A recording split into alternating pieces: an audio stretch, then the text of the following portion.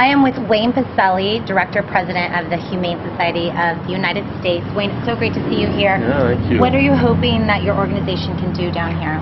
Well, we're really here on an assessment first to really figure out what the situation is with wildlife and what the impact of this horrible oil spill is upon wildlife. Then to really see what the government is doing to address the problem. And we basically have concluded our assessment, and obviously it's a horrible, terrible situation for wildlife over a vast expanse of ocean and marshland and thousands of miles of coast, essentially. And we really have not a well-coordinated nor strategic plan to deal with wildlife at risk and in crisis. There's a really fine bird care center at Fort Jackson that we toured today, but that's just the back end. We don't have a systematic way of identifying wildlife out in the field that are struggling and that have been oiled.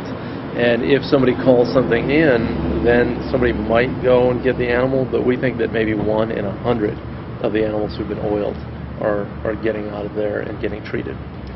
How many different species do you think are affected in terms of animals here? I mean, I know there's just a handful of different types of shrimp, but is there a general consensus of how many affected species? I think this is something because of the massive volume of oil that is going to affect every single species, either directly or indirectly through kind of downstream effects through the ecosystem, through the food chain.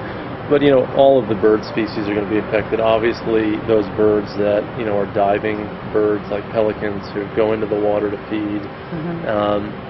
Obviously, there's some birds that are not here now because they've migrated somewhere else, but they'll be coming back, especially in the fall, like the ducks and the geese.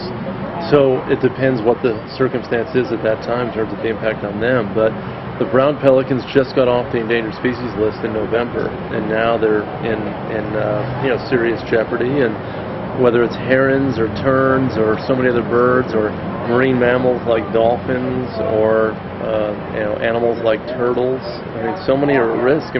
This will spare no creature in the wild. So unfortunate. Have you heard anything about whales in the area? I don't know if... I saw some dolphins today, but I haven't heard about whales. And it's something that we're going to continue to look at and see, as we're deeply concerned about those incredible animals, and they need a healthy environment and not this mix of oil and water that we now have in the Gulf. And dispersants.